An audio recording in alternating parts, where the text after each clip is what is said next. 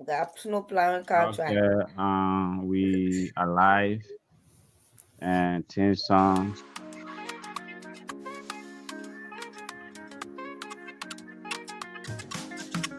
As the clock strikes 7, the fights alive.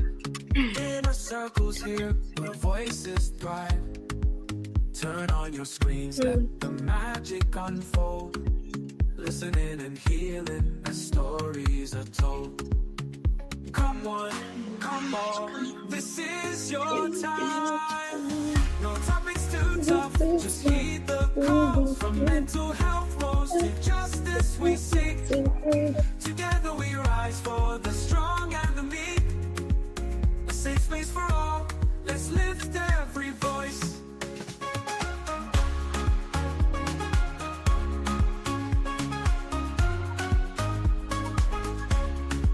Inner Circle podcast where hearts unite.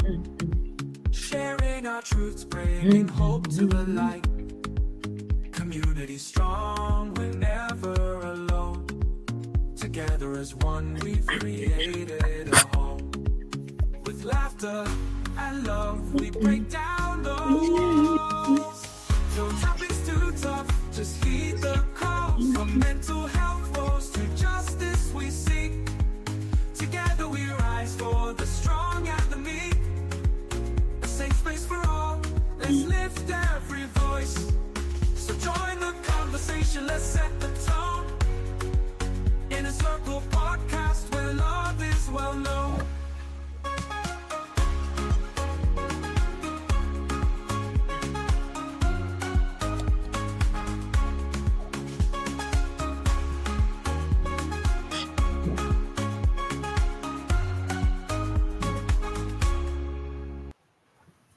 Okay. Good evening, and welcome to tonight's episode of Inner Cycle Podcast. Wherever you are watching us from, welcome to another show, another episode. Tonight topic is making ends meet. The making ends meet and parental abandonment. Meaning, like, basically, I think what this means. Right, I'm your host, but I'm struggling with this as well. Basically, what this means is like living paycheck to paycheck, working as an African immigrant, and trying to take care of your family, working the double. So that's what tonight's topic is. We're going to dive into it. We have a panelist here, that's going to help us educate all of us and things like that. So wherever you're watching us from, welcome to another great edition of Inner Cycle Podcast. Before I get to my panelists, I just want to, I would say, like, our prayers are up for all the folks in Los Angeles, California that are going through horrible, terrible wildfires. We pray for you. We hope, whatever it is that you're going through, the properties that are lost, life lost. It's a huge disaster. Our prayers are up and things like that. So we pray for everyone affected by that incident. We pray that you can recover whatever it is. Our prayers are up for all of you. So with that, we'll go around the room and introduce our panelists, and then we will try to dive into the topic. Patience. Good evening, everyone. Welcome. I'm excited about the topic. I'm wanting to learn new things and share my experience as well as a parent. Okay. Peterson. Good evening, everyone. Welcome to the show. This is Peterson from Chi-Town, and welcome to the show. Melvin. Good evening, everybody. Melvin, Zia here. Looking forward to learning and hearing different perspectives as it relates to the topic on the discussion. Ms. B. Good evening, everyone. It's your girl, Miss B, and excited about the topic tonight. Welcome. Okay, thank you. And for folks out there, for our audience, Mel, last Saturday, our Mel, celebrated our birthday. Things like that, that's in life, that's a contradiction, right? Is that what others are celebrating, others are going through stuff. But Mel, you haven't been here for a few days. We just want to take this time to wish you happy birthday, happy belated birthday. Happy belated birthday. I hope you celebrated your birthday in style. I hope you have fun. I should be. We're gonna start celebrating, Abby. Thank you. I hope you celebrated in style. That's that. I was celebrating.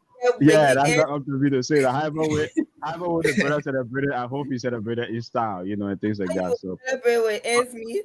yeah. Thank you guys. Well, I appreciate you I, guys. I, Thank you. I hope you start making ends meet, you know what I mean, and things like that. And I hope you. We all do, man. One way or the other. Yeah, So. trying Ends to make meet. ends meet. Okay, okay, Is this a okay, type of food, a type of meat? okay, okay. But anyway, I will start with your patience. As a parent, what I mean, how will you like describe your biggest challenge as a parent, right? Trying, working and taking care of your family.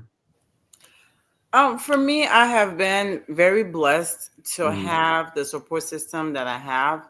Yeah. And I have been very blessed as well in planning like parenthood and when to have kids Hmm. and balancing that with my finances as well. So, other than dropping my kids off to daycare and school and Hmm. going to work, I work 8 hour shifts. My life is revolved around my children. My schedule is revolved around my children. Hmm. And I gave them enough gap where I was in the positions to save up enough money to be able to provide Hmm. for the lifestyle that I envisioned for myself. So I have been very fortunate. And my mom is hands on. That's her kids. I'm just helping her out. Okay. So yeah. As a parent though, has there been any moment in your journey, even in your immigrant journey, have you ever experienced, like living paycheck to paycheck, trying to, make as we say in Liberia, make ends meet? Well, when I first like because I used to live with my grandparents. When I Hmm. first moved out, it was tough. I was a young adult trying to figure things out. Okay. So the beginning of it was tough. Once I got the hang of what it means to be stable Uh, financially, uh things got better. Okay. Peterson, in Town there, and things like that. And as a family man, how will you describe your journey, as an immigrant, and to where you are? Have you ever faced a situation, financial struggles, making ends meet, and trying to balance your family, and things like that?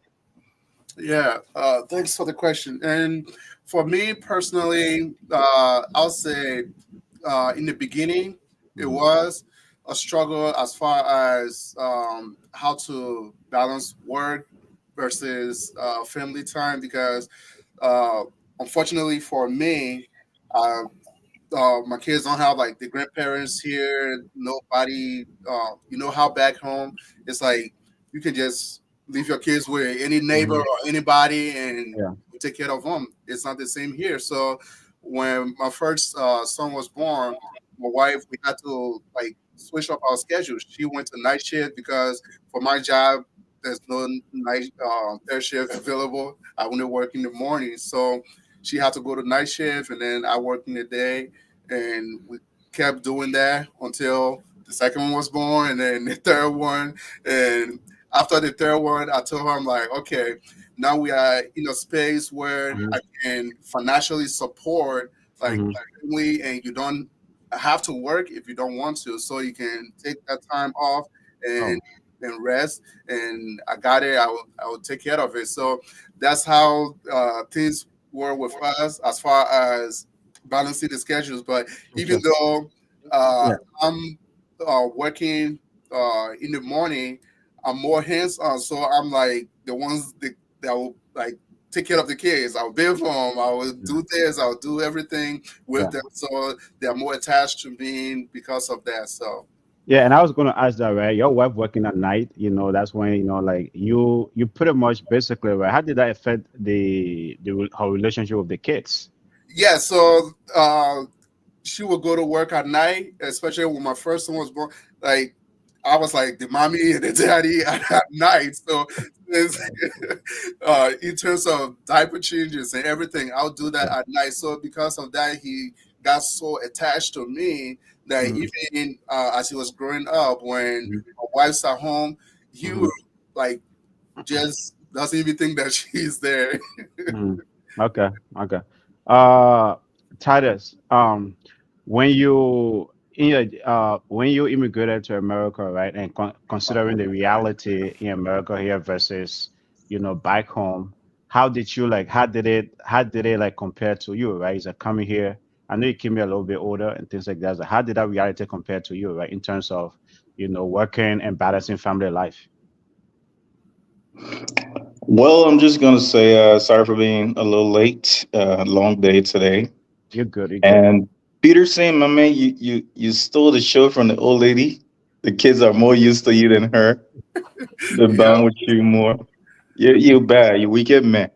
Hmm. Anyways, so I think we all know that back home we have way more support, Hmm. right, compared to here. This where we are is an environment of individualism.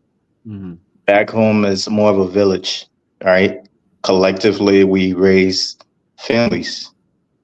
So even if my parents weren't around, there were uncles and aunties and even neighbors around to keep their eyes on me. So it's a really it's like apple to oranges. Yeah, Here but you go ahead. Go ahead. Go ahead. Finish your thought. here you're on your own. Um, there is very limited resource, or there are limited resources here, and you have to be very intentional and strategic about how you're gonna raise a family here.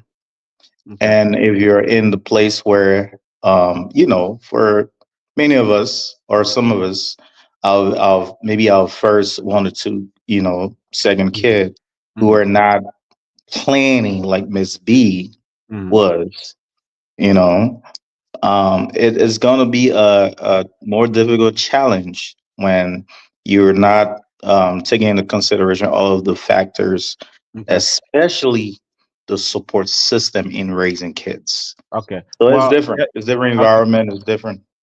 Yeah, I mean it's different Um, environment. I get that, right? But in Africa, as you or maybe in Liberia, right? I mean, or most part of Africa, right? The support system there in terms of the family, but the financial aspect of it is very different, though. You know what I mean? Stuff like you have the support system, but the financial aspect might be different. You come here, maybe you are working, making money, but then obviously trying to balance the family life versus your career. you're correct. You're Hmm. correct. Absolutely. Um, the financial challenges are everywhere. Hmm. But again, you cannot, because of the support system that we receive from back home, Hmm. it kind of subsidized a bit for the financial challenges, right? The financial goals that our parents set, Okay. versus the time, juggling that time with work Hmm. versus the time that they had to spend with us. Okay. And I'll tell you, an adult, with a family, kids, and everything, the biggest things that I remember from my parents, Hmm. especially my father, was not even the material things that he bought for us. Okay. And we were okay, right? We're Okay. okay back home, Okay. but it was the memories, Okay. those memories that he spent with us. Time when we were playing gunfights, Sure. going out, spending time together. Those were the things that really mattered to us more than the financial Okay. support. Yeah, Mel. When you first moved to the United States, right? What job did you take, right, to make ends meet, and how did that influence your career, your career path? As an immigrant, so that when you move here, right? There's that one job first you got to start with, and things like that. Yeah. So, what was your initial job that was helping you to make ends meet, and how did that influence your career path and where you are currently? Mel, you unmute if you're talking. You unmute. You unmute. You unmute. Okay, go ahead All now. right, sorry. Yeah, That's as fine. interesting as is my sound. When I Yeah. first came to the US of A, I applied with a company called St. Jude. They build cutting edge medical devices. I don't know if you guys know Okay. that now it has been changed to Abbott. Um, and my siblings were kind of living in Plymouth. Mm-hmm. But basically the job was in Minnetonka. Navigating from where I live to the job was challenging. I couldn't go to job sometime, so I kind of quit that. But then I'm currently working to where I started working. Right. I started Mm-hmm. with Medtronic, working with cutting edge technology device, basically. And getting to understand the culture, navigating the system was a bit challenging. But Mm-hmm. I've been with Medtronic since I really came to the country. So 15 years now, I have been to the same building. Even though I kind of move around nowadays. But yeah, I started with as an assembler. We're gonna put a line, a manufacturer basically. I did a lot of those hands-on work wherein we do electro polishing and all that kind of thing. And Mm-hmm. that's how I started mine. With the support system I have, my siblings here push me Okay. to push myself educationally. And kind of climbed that ladder a little bit, and right now I'm sitting comfortably. Work as an engineer, moving to that senior level. So I've been with Medtronic since I've been in the States. Like I said, I started with St. Jude, but I didn't really spend a lot of time there. I ended up quitting because of transportation, not Okay. being able to get to job on time. So yes. So is it your support system and where your siblings made it possible for you not to be made as I mean an assembler just making Yep. ends meet, but to be where you are today as an engineer. That's an added advantage that I had. However, Okay.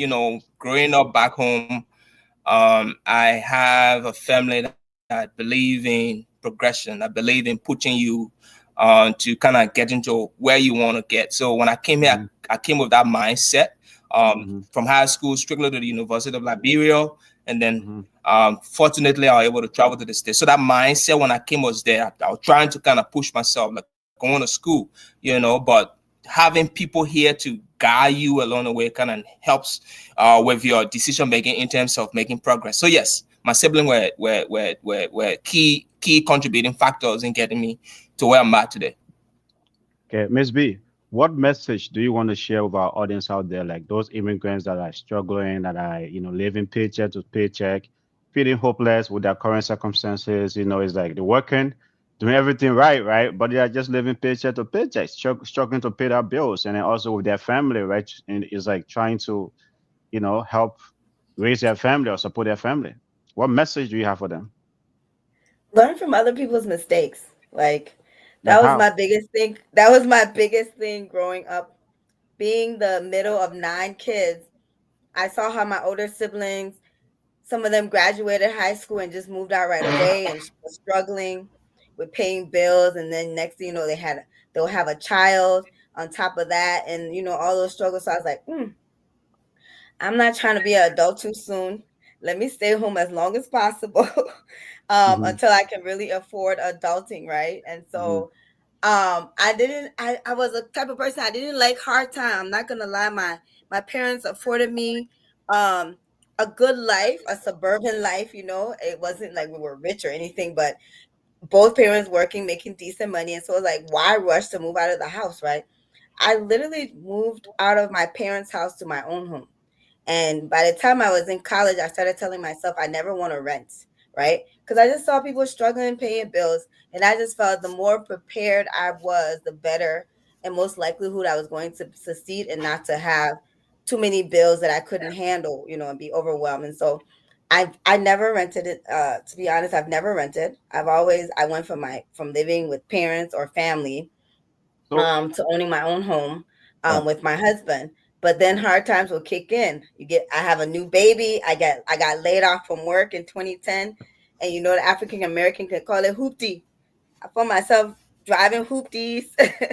And we're just managing. My husband's working overnight at the food distribution job, those similar type jobs like Mel just talked about. And eventually what happened is I left corporate. I got laid off of corporate basically. I ended Mm-hmm. up back in a nonprofit, but now we have this new baby. And he decided to work more at the business that we were growing, a Mm-hmm. used car dealership business. And so we just from then we just always lived up below our means. Even when we started making more money, it was never about buying the fancy car, wearing the fancy clothes. Like our next investment was not even that single family house, that big single family house. We bought a rental property. So after Okay. we bought the townhome, the next thing was a rental property. It was never about buying the flashy house for us. It was buying investment properties to pay for the lifestyle that we would eventually want to live. And so that's kind of always been my trajectory. But again, there have been hard times, but in the midst of those hard times, having the partner that I've had and being humble being frugal allowed us to get through those hard times. Never Okay. had to take our children to daycare at all, and so we're thankful for that. I feel sorry for folks who paying $1,600 a month for daycare. Okay. That's tough. Yeah, that's I must that's say though, really tough. I must say, Miss B. I know you say you have been later, but coming up, you are privileged, better than like most immigrants. So you are very privileged. So, Yep. so Yes, that is that not the you average. are. Yep. That is not the average immigrant Sure. experience I there. wish So I had I that. would say, I would say, I would say you are privileged. I Yep. would say you are privileged, and things like that. But patience though, like getting to where you are, in your, I mean, like being financially stable, those like, I mean, how like have you navigated that, right, to get to where you are, right, like achieving that financial stability? What sacrifices have you had to make, right, for you not to be in a position to just making ends meet, right? Is that what sacrifices have you had to meet to, I mean, to be where you are today? I came from a struggling family. Okay. Like they were surviving. Yeah. And growing up, I saw that. I told myself, I don't want to be like my family. I don't want to repeat the generational cycle. Mm-hmm. Yes. And like one thing I notice people struggles like financially, we don't plan. I'm a planner. I am this person who make every 5 year. I sit down and make a plan. Like this is what I want to accomplish within the next 5 years. Okay, and let me just hold you there though, right? I know we talk about budgeting and forecasting and financial goals. So are you one of those that when the year ends, right? When the year ends or before the year begins, right? Say, hey, I'm going to set my financial goals, and you know where they're going to spend this year versus last year. I don't do it yearly. I do it Or you every do, 5 year, but or I you do do. then you do strategic planning then. Yeah, if but I Yeah. Oh, do okay, come back okay, to okay, I come back to the drawing board. I don't just wake up and make big financial decisions. That's okay. where I have been very blessed at too. If Mm-hmm, I'm making financial decision, I need to go back to the drawing board and see how is this going to affect my current living.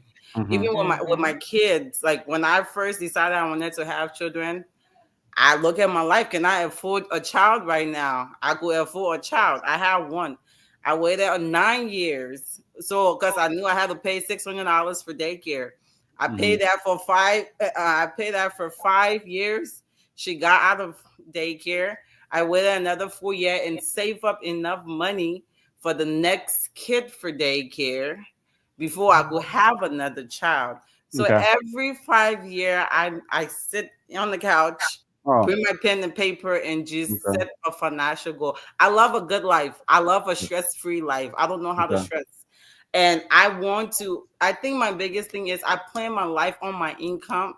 It doesn't matter if I have a spouse or not. I need to be able to live on my income. So if I Okay. have anything else outside of that is bonus. So Okay. that's where God has been blessing me. And I have a lot of mentor and like people I look up to, I see Mm-hmm. living a life where Sure. that inspires me to be better and live better. So Okay. yeah, that was it. Okay, well, folks, tonight we are discussing, what we call in Liberia making ends meet, which is like, living paycheck to paycheck and trying to raise your family. It's like some folks, I'm struggle with that, right? Sometimes you leave those kids at home and go to work. They are all there by themselves. Two parents got to go to work. Those kids have to be home and they are pretty much abandoned. So those are the things we are discussing tonight, right? Trying to make ends meet, paycheck to paycheck, and trying to raise a family. So you can call our number 817-600-1525. You can comment in a chat, as Emilia has done, right? So that just to Emilia's point, Emilia says, right, it's like having children shouldn't be excuses. Patient, do you agree with that? No, not you. Peterson, not you, patient. Peterson. Yes, I do agree with that. And too many times we do see that in the immigrant community where people would come, especially as adults Mm-hmm. who are used to working, and they come, whether they bring young kids or they have kids here. Mm-hmm. It's like, okay, like what Tyler's referenced earlier about having a community back home, whether you're working out of town or in town, Mm-hmm. there's always somebody to take care of the kids or to help around. But here, it's not the same. So Mm-hmm. many times people, they don't do it by Well, I don't want to say choice. You do have a choice in every decision you make, so Mhm. I guess it is my choice. But some people, they get used to that like work life. They just want to work, work, work, and when they get here, things that they didn't have back home, they Mhm. think to just accumulate more material things. So they'll be like, oh, okay, I want this new car. I have to work for it. And the kids suffer for that because you abandon your kids and go to work, and then they'll call and say, oh, okay, can you pick up this extra shift? And they don't make arrangements. And so, yeah, the kids suffer for that. And it is true. But at the same time, when you do have children, they are your priority and responsibility to make sure that you take care of them. Work, No, but yes, you can mom, work, but but sometimes though, I mean, looking at America, right? Sometimes you have to balance that. Right? You have to like, I mean, it's tough, right? Especially maybe as I mean, single parents sometimes, right? There's no, I mean, you cannot afford daycare. You have to work to maybe pay your rent or pay your mortgage. And sometimes not that they are intentionally abandoning them, but because of all of these challenges they are facing, right? It sometimes becomes a necessity. it is. But then there are resources that are available that you can tap into. And I mean, like Ms. B said, my kids is the youngest one. The third one that I just put in daycare this year. The other ones, we didn't put them in daycare at all Okay. because it's not like we couldn't afford to put in daycare, but when you hear stories of how children get treated in daycare and things, so with that, we're held back a little bit, but it's a choice and it's a tough Okay. choice that you have to make. Okay. Pitching, you had your hand up, so you can go ahead and I'll move on to to Mel. Yeah, you Go ahead. said something about sometimes you have to. The thing about like parenthood or adulthood is you're bringing this life into this. I understand sometimes it happened. Having kids should not be an accident. This is something you should sit and think about. This is because you're bringing a life. You're Man, responsible for the. that thing you and Miss B, that your mindset there is that we are African, we don't plan our parent, yeah, we don't plan we don't plan for children. So I'm busy, you But guys just speak for yourself. You're Just no, speak for you're yourself. support. You're You know what I supposed mean? to. no, but There's no family planning in the African setting. So you stop that. Yeah. but sometimes, okay, like Yeah. for me, I was a latchkey kid. So a Uh-huh. latchkey kid is a kid that comes home to be alone, where Mm-hmm. they're opening that door with a key by themselves and going to be home for some time because parents are not at home. Mm-hmm. And when I think back to the age that I was a latchkey kid, that was not safe. At 5 years old, that was not safe. But it was because when my parents came, Mm-hmm. the other siblings, I don't know why they didn't come with them right away from Liberia. I'm not navigating that or making those decisions. So my elder siblings when were still back home. It was Mm-hmm. not to say, oh, there was some poor planning done on my parents' part. But mind you, I'm the youngest one here, and the older ones before me are still all back home and will not come until we probably move to St. Paul. This is the time I was living in Ferguson, Minnesota. The Mm-hmm. only black family in an all white small town in Minnesota. Can you guys just think about all the things that could have gone wrong? Okay. But they trained me. That phone call to the house, that time we didn't have cell phones, that phone call to the house was my signal to get up, get myself ready, go to school, lock that door, put the key under the rug, go to that bus stop and come back because my mom is a librarian working in the library and my dad is in school because he has a scholarship. And so that's why we're living in Ferguson, Minnesota. And so, but they made that choice. And in the end, what happens?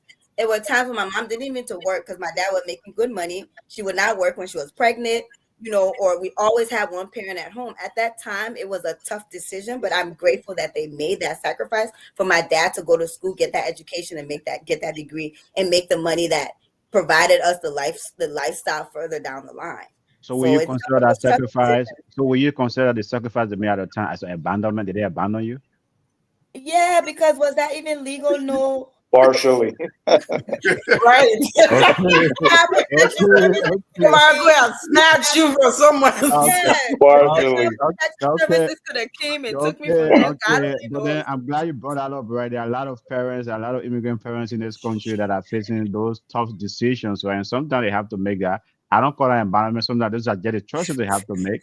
But Yeah. hey, it is what it is. But Mel, what approach, right, has influenced your your financial, situation in America in terms of, your savings, your spending, or if you're an investor, it's like what approach, right? How do you approach uh going about, in balancing your family life, saving and spending and going about, navigating your financial life basically.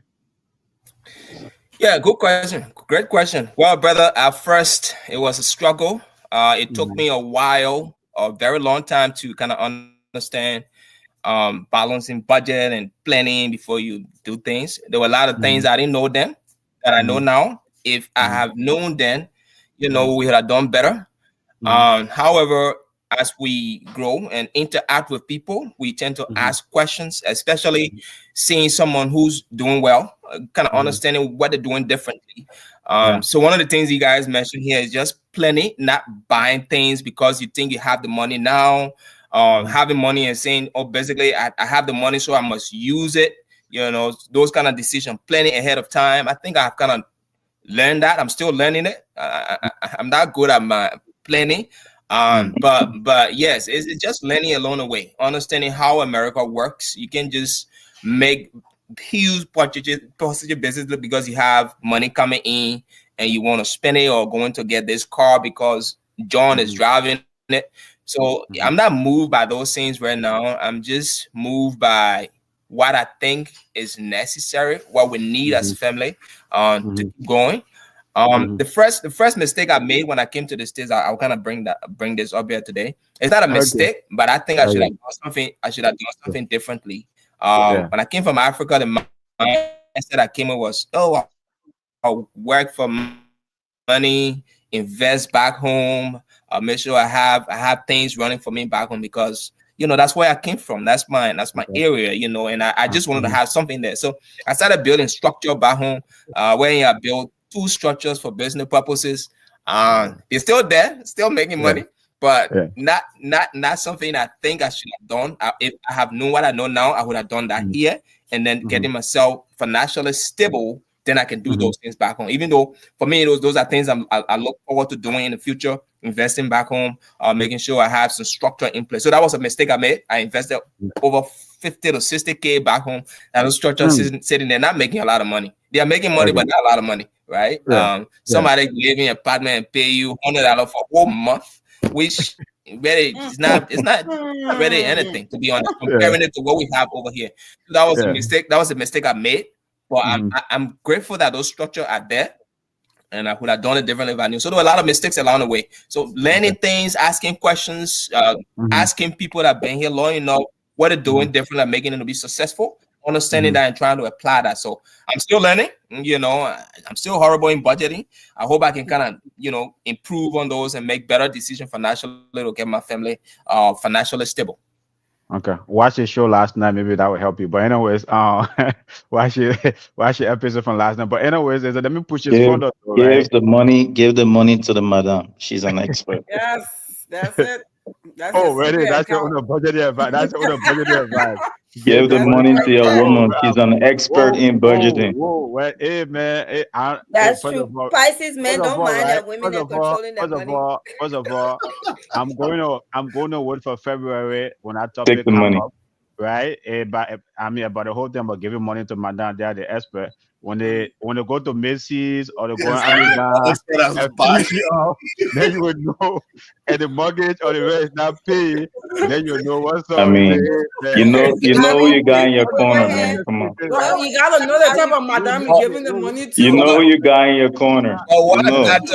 Tatas, Let why us you get jump to sidetracked. give the money to Madame on the whole show, not knowing what's going on? They, Yeah, they're well, it's better. a Why proven you jump method. to I'm making trying that to. I'm. statement? I'm It's trying to give you a budgeting. hint.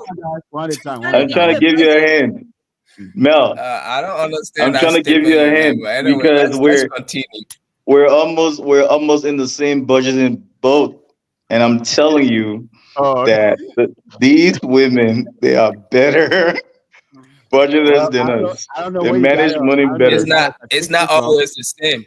That's It's Where, not always the same. Hold that Like I constant. said, And No, put your not money, not put It's your not always, money always the not down. same. always, but Mel, in most let's, be cases, careful, but in Mel. most cases. You walking in a let us not dangerous get territory. sidetracked. Let us not get sidetracked here. Let us Well, wait it was for a good February. show last night. Yeah, yeah. Let us wait for February, and we'll discuss that. A topic like that would definitely have to be on the table, right? Who's the better CFO, right, in a relationship? Who's the better A CFO? woman, Hey, The wait, Republican wait, wait, Abraham has spoken. the wait. better CFO is the woman. I Wait, Don't let it fool Man, you. Why are you don't let trying to nothing jump the fool gun? you. Why are you trying to jump the gun here? Who's the better CFO? The better COO, CFO is the CFO, female. all the C and the F like us. Okay. so they let title be First say of, who the first of all, I better don't think my guys. CFO. First of all, I don't think my guys agree. Mel, do you agree? The female are better CFO? Yes or no? You said was gonna lead the conversation for I, No, February. no, no, no, He no. yeah, joined I'm February, by. not. He joined by. I'm not going to answer. I'm not going to answer yes or no to this question. It Okay, depends on okay, the individual. It depends on the lady. okay, Yep. They okay. are Same here. most Same here. ladies. Yes, they are good. Look, maybe hold on now. Let me expound a little bit. Don't just say okay. Most ladies are good with managing fun. However, it's not true for every situation. Some women they are worse when it comes to I mean, we're lavishing money. speaking They will spend the statistically, money and not man. even Come think on. about it. Okay. First of all, I don't know where you So got what a I'm saying statistic is not from, but that's statistical. yeah, Abraham, you said we would do the conversation yeah, yeah, yeah. next Okay, yeah, month. yeah, yeah, yeah. Yeah, We're Let's speak. leave it. Carlos, Okay, what I'm yeah, saying let's is leave it. not Let's leave it. Let's stats. move on. Excuse Let's me, The move on. excuse Let's me. stats, move on. the What stats can will you tell say? you. Yeah, Let's abandon this conversation. yeah. February, guys. February, we're gonna bring a Parental topic here. abandonment. Yeah, Yeah, February, yeah. February. Tyler's Yeah, trying to take it somewhere else tonight. I had to throw that in there. February will bring a topic here. Who's the better CFO? Okay, because Yes. February the ladies I think it's a lot of They're, money, they're so taking over. yeah, things like that. So the Wednesday show, the Wednesday business and finance show, it will be about love and money. And one of the Oh topics there yes. is who's the Oh better yes. CFO? Who's the better CFO? Who's the Okay, so better let's just leave it at CFO? that. Well, Yeah, let's just leave it at that. One of the topic will be who's the better CFO. But anyways, Mel though, right? Do you think, right, based on your experience, you're right, like you could have like we should have better support system for new arrivals, right? Like coming here better, like as the community that they meet here, right? The immigrant community that they meet here, there should be a better support system to integrate newcomers. Don't you agree based on your experience, right? So I mean, like with some of your mistakes that you just like mentioned, that building two structures back home, spending 40 to 50K without enough ROI, like return on investment. Yeah, as true as it sound, that's how it should be. But Hmm. our community is lacking that. Not a Okay. lot of people are financially literate. You know, Hmm. so we just make decision on the basis of how we feel, not assessing the situation, not doing Yes. our exit plan or having putting a real good strategy together to say, okay, if I do this, what will be my return on this, right? We just make those decisions just based on the basis of, yes, I was living in Liberia and this was kind of making money there, not really taking into consideration that I'm here, Yeah. this is where I'm at. Let me start from here, right? But you're Okay. doing it over there where you are not. So yes, I agree with you. If we have a system or community that have these things in place to advise you financially, give you insight of how it works here, Hmm. I Hmm. think we'll kind of adjust ourselves in making those bigger decisions in buying property back home or building something back home or doing things that will, financially limit you, kind of put handcuff on you in a way, because those are things we do, mhm. right? Sometimes you even come, you want to buy a car to be like, go to the dealership and pick up this car that will cost you $30,000, $40,000, and you're paying Yeah. $800 on a monthly basis with insurance. You're paying Mhm. $300, so the money you're making is not even, enough to pay your bills, but you taking on those financial burden. So those are things I think we need to Sure. help with here. People Okay. that are informed, that have information on financial management. Okay. Titus, when you first moved to the United States, were you expected to send money back home? Was that an expectation, right? And how did you kind of balance that with your family responsibility here? Because to Mel's point, sometimes folks come here, they immigrate here, right? One foot in, one foot out, right? It's like making huge investment back home. So when you first arrived here, were you expected to send money back home? I think almost every African who comes to this country, the opportunity to leave Liberia, you feel a sense of burden to Why? to sense Why? Why to is that? send because of the attachment that you have with your family. Okay, and the and realizing the conditions that are back home. In my situation, not really expectation, right? Mm-hmm. but I know that I had a sense of I felt a sense of responsibility to at least because I had what a couple of little younger siblings back home, right? And they were okay. It's not necessarily that they needed for me to live or anything, but as an older sibling, I felt like whenever they reach out, or even when they don't, I should be in the position to at least do something. It's just Okay. is the family dynamic. You don't forget each other. You might not be taking care of the person wholly and solely, their livelihood, but at least every now and then you're peeking back there. My man, go chill. It's something that's natural, you know. Mhm. Okay. That's a Okay. natural instinct. Okay. Patience though is like, having a family here, right? We Mhm. come here, we have a family here, and at least our home, and things like that. Why is it that we still feel the need to look back there? Well, me personally, I don't. You know, No, I have no intention on going back to Liberia to retire. okay. So if I do invest back there, probably be if my kids want to know where their roots are, I Mm-hmm. will take them back. But I have no intention. I mean, I'm here. Mm-hmm. I'm living, and if I do decide to leave the U.S., I just want to travel the world. I don't want to have a designated retirement place. So I'm the wrong Why is person it? to ask Why is that it? Why question. is it? What brought you to that point? Because I mean, most Liberians, most African immigrants, they say, hey, there's always that expectation either they're going to retire back home or maybe they are building that dream home back home. Why not in your case? Life is too short. I Mm. mean, I don't want to. I don't want. I don't know. I'm just a curious person. I want to see the world. There's a lot of beautiful places. There's a lot of beautiful countries. What my goal right now, my responsibility is to raise my kids, give them as much education as possible. Once they're Uh-huh. in that position to take care of themselves, Uh-huh. I just want to travel and explore wherever else where God take me. Let Mhm. them burn me, then throw me in the ocean so I can continue my journey. Okay. Okay. Okay. Let me let Well, me let me chime in on that yeah, yeah, if you will. tell me, yeah, tell me, Tyler, now I'm gonna, now I'm gonna, So so there are patients in them, right? And then Not in them. okay, okay, patient and there are them, patients those, in them. yeah, Then those who there don't are want to be us. part of Africa at all, right? Who just want to live their life. Okay, There yeah, are patients in them. Let me uh-huh, tell you, patients. uh, You and Abe are the same when it comes to that. You see, when you say that, how he's laughing, he's happy. mm, That's the same way that man is. But okay, then there are us yeah, who feel a sense of attachment and patriotism to Liberia, mm, that country that only Liberians mm-hmm, will develop, mm-hmm, Hmm. because we know that if just watch our neighboring African brothers and sisters mm-hmm, from Ghana, Cameroon, Nigeria.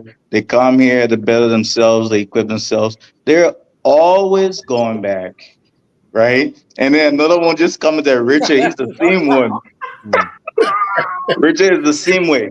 mm-hmm, They're He's with the they're devil. always, most of the time, our African compatriots, they mm-hmm, they find the time and the means to return and contribute to their society. There are mm-hmm, some of us who feel this. We have this love hate relationship with Liberia, okay, and we know that it will require Liberians mm-hmm, to take Liberia to a different level, especially for the Liberians who have left Liberia, who have been exposed to okay, different environment. They have acquired and achieved different skill sets, okay, professionalism, okay, education. It okay. would take these Liberians to go back Mm. and contribute to that society. So They I have been mean, going back. They have been going so back in so as many much as I, times. I respect I Uh-huh. respect the Liberians who say, I'm out of Mm, that place. Hey, it is mm, what it is. I'm here. I want to enjoy my life. I mm, can't hold them, right? Because they have mm, their reasons. But then mm. there are the other Liberians who feel that sense of, responsibility to Liberia as well. And we Yeah, appreciate y'all. yeah, yeah. Peterson, though, Peterson, right? It's like there are a lot of Liberians. First of all, there's a situation in Minnesota, right? Recently, a guy, a local, I mean, local here went to Liberia.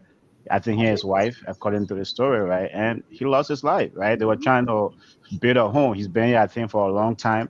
May his soul rest in peace. And things like that. But these are situations where folks work hard. Send money back home. Maybe go there the one that says their project, and then when you look, the unfortunate happens. Someone that lost their life. It's like, why is it that can you just focus to patient's point? Focus your life here, live your life here, and whatever happened, let it be instead of you trying to keep one foot in, one foot out. No, I think it's like what Tyler just said. We feel that responsibility because home, growing up back home, Hmm. and Hmm. coming here, you realize like, man, if 10% of the people back home can just experience the life that we've seen outside of the country.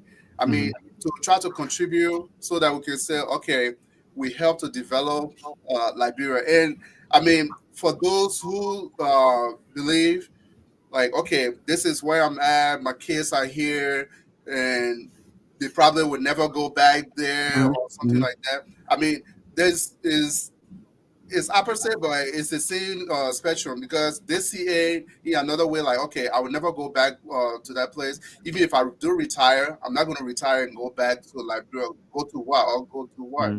But Hmm. then there's that also sense of responsibility, and we feel that like burden. Like, okay, what can I do to help back home so that we can help to develop and it's so unfortunate that people who try to invest back home Hmm. are the ones that meet like the unfortunate end of what we are hearing happen with that brother, Hmm. and it's always so sad to hear because if you feel like okay, I want to invest back home, then you take that risk. But then if you don't, then they say, oh, you don't care about us, you don't care about your country, and this, so it's like two sides of the same coin, but it's just unfortunate. Okay, Miss B. Yeah, thank you for that, Peter. Miss B, how has your definition of success, right, evolved through your immigrant journey? I know you have been a little privileged, along the way, but how has your definition of success evolved?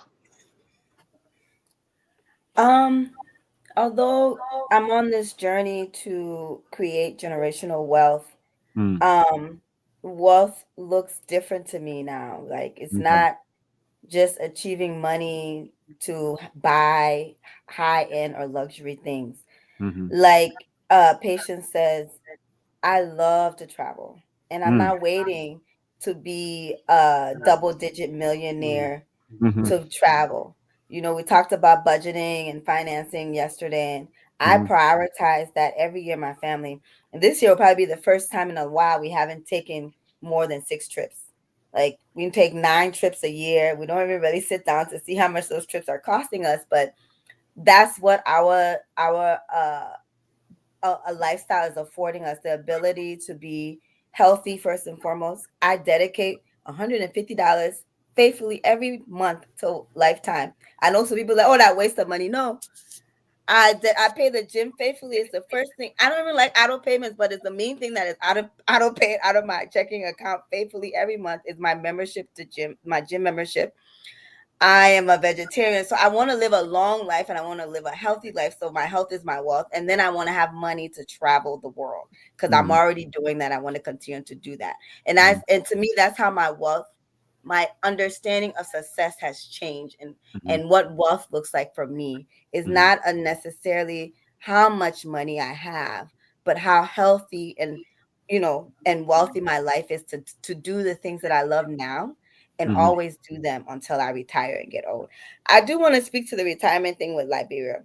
Okay, okay. I'm I not was gonna gonna lie, ask you me that. I was gonna retiring in ask you Liberia. that, but since you want to Okay, jump me.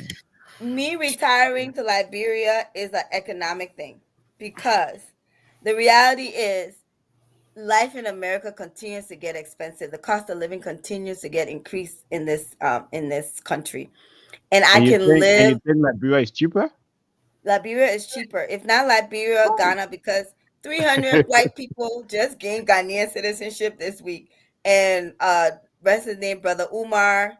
and some reality stars. They all gained Ghanaian citizenship. Rashida Frost, all of them was in Ghana getting their citizenship recently. They are getting So tax for me, it's breaks gonna and they are be getting special treatments, special privileges. retirement for me will be on the continent just because of the economic value of Mm, taking my US dollars I'm mm. going to get. And so that is a part of my African American husband from Gary, Indiana is looking forward to retiring in Africa. So yeah, because we just feel a little is going to go a lot, the little bit we have is going to go a long way. And hopefully we'll be able to impact some infrastructural changes in the country. That's the major problem is the infrastructure and the operations is not Oh, aligned accordingly, but you can still mm. live a good life and be healthy and wealthy in Liberia.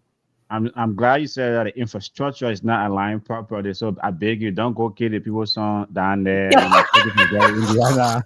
and you go, and you have to Doctor, put don't go Let kill that him. man the blame for the Gary, carry that Indiana. I'm man to begging you contribute his own because culture to first Africa. of all, the healthcare is You very cannot poor. not small let Yeah, this Never person fool. Carry him the there. not small let this infrastructure brother doesn't can align. no. So anyway, but Mel, Yes, just sir. one. Yeah. So as like in your journey though, right? How has like balancing your long term goals, right? It like why also like trying to address maybe your immediate financial needs, and things like that, right? Like having a family, and having young kids, right? And also trying to pursue your long term goals. Yeah, as challenging as it is, it's possible to Mhm, do. It's doable. mhm, You just got to stick with a plan, come up with plans, and kind of stick with it. I know along the line there will be mhm, things that will kind of change your plan a little bit, but sticking to your mhm, plan is something I've learned. Making a decision for the next 1 or 2 years. I want to be here. I want to, be at this level by this time. Stick with it and work towards it. mhm, Is that easy? Absolutely not. Knowing that you are an immigrant, just starting from scratch is also going to be that little struggle and that little bump, but just being consistent and mhm, working towards it. Because yes, what I'll say to that, it'd be a lot of us would make plans and long term plan, but we mhm, expect it to work themselves. Plan mhm, don't work Mm. themselves. Yeah. You as an individual who make those plans, you got to be decisive and you got to be mhm, Mm-hmm. intentional by mhm, working towards it. The country affords a lot of opportunity.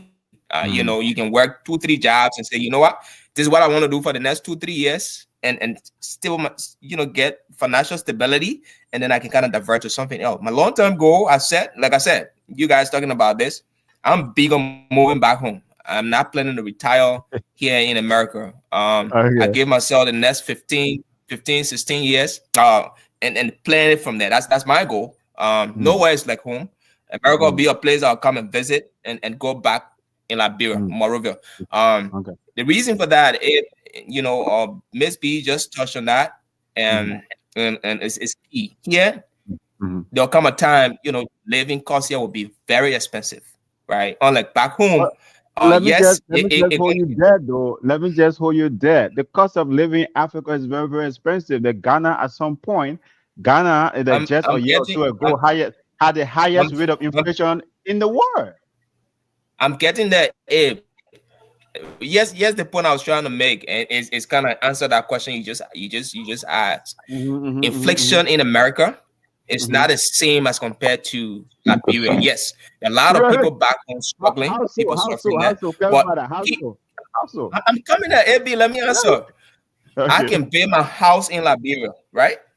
Build Yeah. a decent Mm-hmm. house that will be on 75K.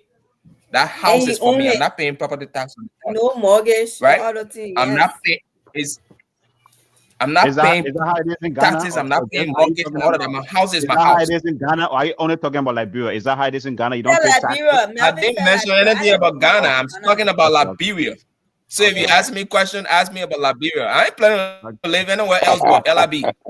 So I Yeah, would okay. talk to Liberia as it relates to what we're talking. Nowhere else is like home, brother. Now, Okay. Yeah. if I build housing in Liberia, get my car, right? Mm-hmm, mm-hmm, It's It's alleviate a yours. lot of That's financial true. stress off of Liberia, no me in interest. Liberia.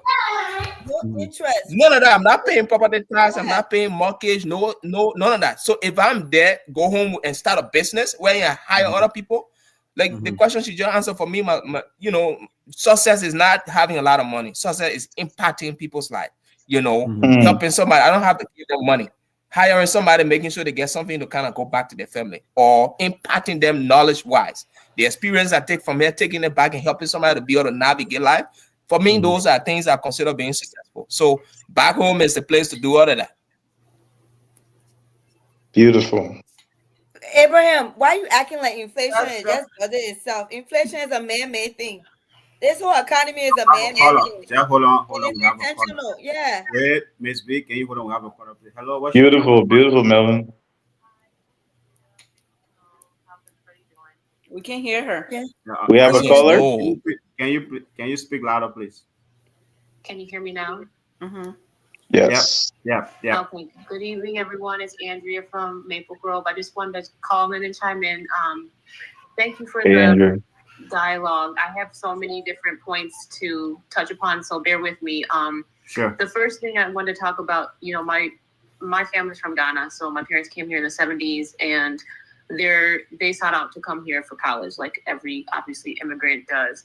From the outside looking in and just kind of hearing their stories, they came here, they struggled, to make ends meet, try to find their footing, find a place, call home. And for us as children, we never, I would say I never really saw the struggle until like when I got older and kind of realized, okay, this is kind of what they were doing. But parental abandonment, I know you guys talked about parental abandonment, like working and that's not being there.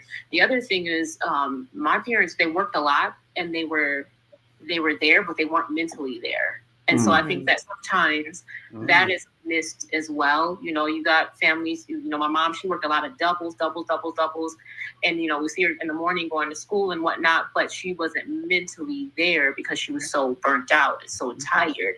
And so I think sometimes that can also be missed in this whole conversation. And it's very imperative, especially like in the formative years, as children growing up. I only remember really like my dad, he worked a lot, but he was there to take us to our sports games and stuff like that, but my mom was never there. Okay. I still remember that to this day. And I think that can also cause a lot of trauma around, that. And that also translates to other things when you as an adult. Yeah. It shows in different ways. And I think sometimes, as immigrants, they don't recognize, or we don't recognize that long-term impact can really be detrimental in the future. Sure. Because, I think it was Miss B, I know you talked about being a latchkey kid.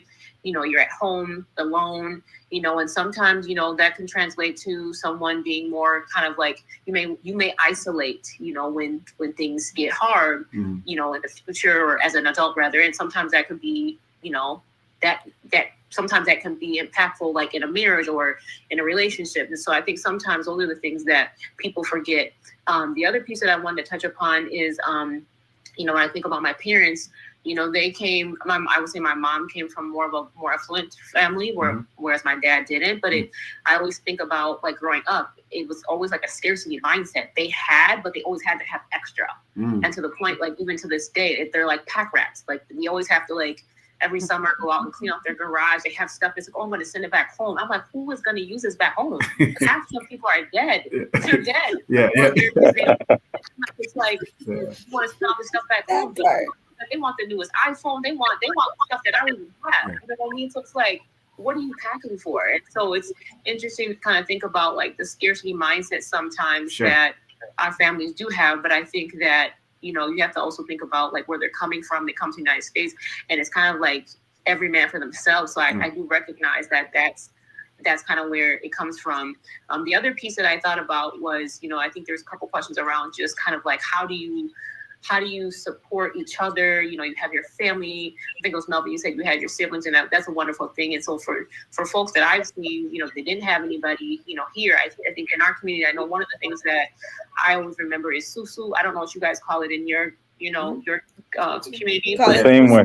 Susu. We did susu a lot. And shoot, I jumped into it, like, as when I was a little bit older. I was like, dang, I should have been on this in a long time, because this extra $1,200, $1,500 goes a long way. But when I think about some of those small little, approaches to trying to help folks, I always think about how impactful, that was, because at least you had a little bit of extra money at the end of the year or whatever your month was. But just wanted to chime in. So thank you guys for the conversation. Yeah, thank you so much, Andrea. Thanks for listening. Thank you. And for calling in. So, couple of angles there, right? That I would like to. Can you guys hear me? Hmm. Yes. Couple of angles there. First of all, the mentor stuff that Andrea referred to. Right? We don't talk about that a lot, especially in the immigrant community when it comes to the challenges that we face, right? Hey, like Miss B, your parents, everyone they used to lock you up. A lot of, or used to lock Not you lock you up. up. That's Used lock to me lock up. yourself up. A lot of parents do that. Man, You know, Listen, a lot of, leave me, a lot of He leave took parents it me at there. home. things like Uh-uh. that. You know that I mean, so that I want you guys to react to the mental aspect that Andrea referred to, right? Andrea Larson referred to. So, patient, I'll start with you, and then every one of you, patient, I'll start with you. For me, like I said, growing up, we didn't have much. So I mentally prepared myself that as an adult. That's not Mm-hmm. how I wanted to be. And I grew up in a home where there was a lot of kids. I told myself, I'm Mm-hmm. not going to have a lot of kids because my parents, like she said, my parents wasn't as present mentally because Mm-hmm. there's so many of you, they have to like share their Mm-hmm. time and stuff with everybody else. So I told myself I'll have this X amount of kids and I'll give them this X amount of time so they can be a baby or be a child where I can pour into them before adding another one onto it. So all of Okay. those things, like you said, mentally, we don't think about it as African, but it affects us. And having children, Yeah. once you go through those things, having children are you should sit back and think about these things. So do I really want to raise my kids the way my parents raised me? Do I Yeah. want to give my kids the same child who I had? Yeah. Yeah. Peter, that's a great. I think Andrea really brought up a great point. Where it's like, is it is I think right now like a lot of African parents sometimes right is like they are present but not sometimes not mentally present. I think that's a really great point you brought up, right? Is like, and then how have I mean is that something that you can relate to, and how has that affected you as a parent, to your kids?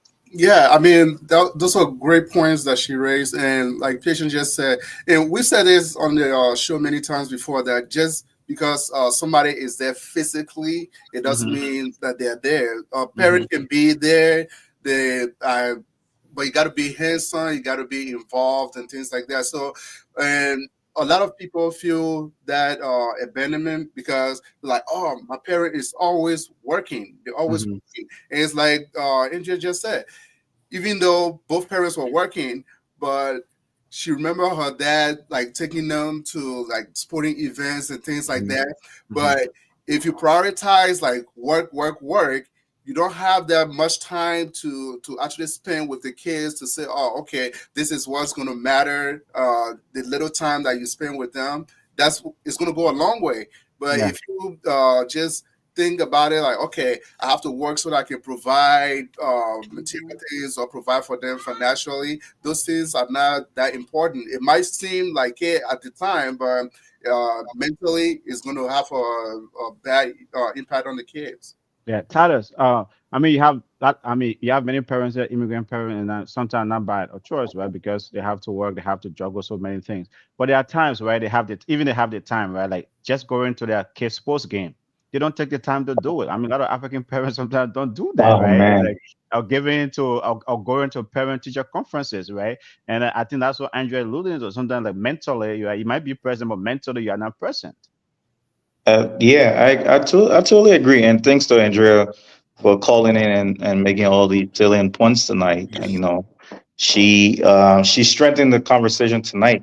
But Mhm. yeah, yeah, even in our community, we observe that all the time. Even when some of us have a couple of time to just be there for our children, Mhm. in their different activities, in these sporting activities, especially because I have mostly boys, just one girl. Mhm. When you take these kids to these activities, soccer, basketball, whatever, you see majority of European parents. Okay, Mhm. they're Mhm. there. But one thing I've come to understand over the years Mhm. is that, and this is not to make excuses for the African immigrants. We are Yeah. not accorded the same leverage in this country Okay. economically. Okay. Um, we cannot be unfair to the conversation, right? Uh-huh. There, Mhm. there are a lot more European parents who have this affordability, who the other spouse, will say, hey, they can afford for you to stay home, take care of the children, yada yada yada, compared to the black or the African man who has to work as triple as hard to catch up with the European parents. So I just really want us to So do not you, neglect that in the so the excuses, conversation. yes, so the excuses or whatever it is that you're trying It's to not say is that excuses. These because they are are trying the so hard to reality. make ends meet. They are trying so hard to make ends meet, and it's difficult for black parents, well, immigrant parents to make ends meet, so they don't have the time to be mentally present for their kids. These are the harsh realities, unfortunately. Okay. And then, I mean, if you stretch that even to the single, excuse me, the single parent home, Mm-hmm. it's even harsher realities because Okay. it's just one person. You gotta overwork yourself, and that child is left alone in isolation. Okay. In most cases, that I have child. to rebuttal. Let Yeah. me let One me at a time. let, One at a let me time. finish. If you I guys know finish, yeah. this is intentional. This is Okay. Both intentional. women are coming Okay. from. That child will in most cases seek a community outside Okay. of the home because Okay. that parent is not available. This Okay. is isolation. When that Okay. parent gets home after all the doubles and triple, they're Yeah. overwhelmed, they're Yeah. stressed. There's a lot of Mm-hmm. strain on that parent. Sure. And like my brother implied earlier, Sure. they are there physically, Yeah. mentally, and emotionally, they are absent. Okay. Patient, what was your question or comment to Titus, and I'll go to Miss B, and then I'll ask my question to Mel. Go ahead, Queen. Yeah, that's an excuse, like Amy said. Parenting as a parent, when you choose, unless God forbid you got raped and Mm-hmm. you had a baby, you Mm-hmm. cannot afford it. But if you go and lay to have a child, Mm-hmm. that is your sole responsibility, physically, mentally, emotionally. Your life is revolved around that kid. You Mm-hmm. built your schedule. There is no way you're working and neglecting your child. You're Mm-hmm. basically neglecting your child. That is your sole responsibility. You're not investing because that's the next generation you're building. Yeah. You're not investing in that child Uh-huh. emotional and mental outbringing. Sure. They're going to grow up to be you. Then they're Mm-hmm. going to raise the same child again. That's not how Mm-hmm. it's supposed to be. When you live to have a child, that is your responsibility in every aspect of your life. Build your life, set your finances in the place where you're able to afford a lifestyle and be it show up for your kid. They're not Yeah. gonna remember these expensive Jordans and stuff like that. You being there with them, sitting at the table, having Yeah. dinner with them, Yeah. taking them to games, Mm-hmm. vacation, all of Mm-hmm. those things. That's what the children remember. So that's an excuse. The other Okay. one is a blank excuse. Okay. Miss B. You have the thing, life happens. I'll give it to you, Titus. Life can happen. When I say life has happened, you meet somebody, maybe you're working a $15, $17 an hour job. Mm-hmm. You get pregnant, you think you have a partner. Now you end up being a single parent. It's okay to utilize the state, Mm-hmm. utilize the welfare system. And I've seen a lot of single mothers who have successfully utilized the welfare system. How have they did that? Either that Section 8 voucher or that low income housing, right? Affords me now, what can I do? I have access to daycare, Mm-hmm. right? To help me pay for that daycare. Mm-hmm. I'm going to school. Mm-hmm. I'm going to school in the critical years between age 1 and that child and age 4.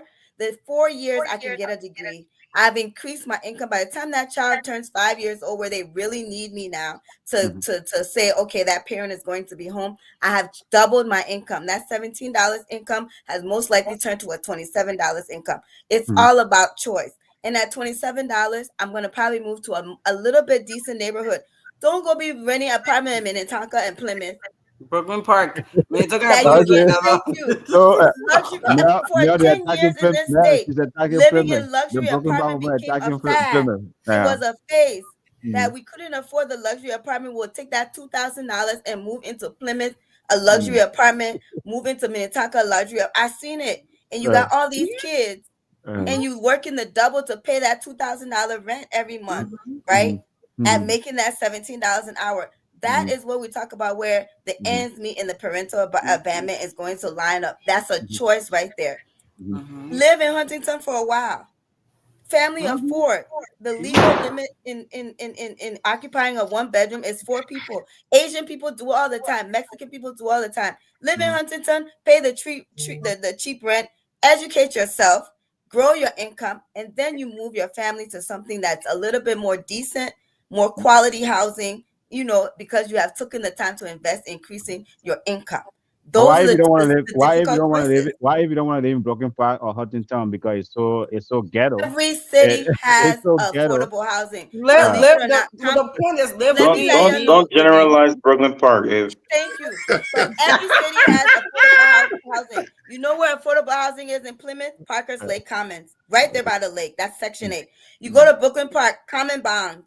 mm, Common Bonds, those townhomes in Maple Grove, right there, mm. $800 a month. That's Section 8. That's affordable. That's public housing.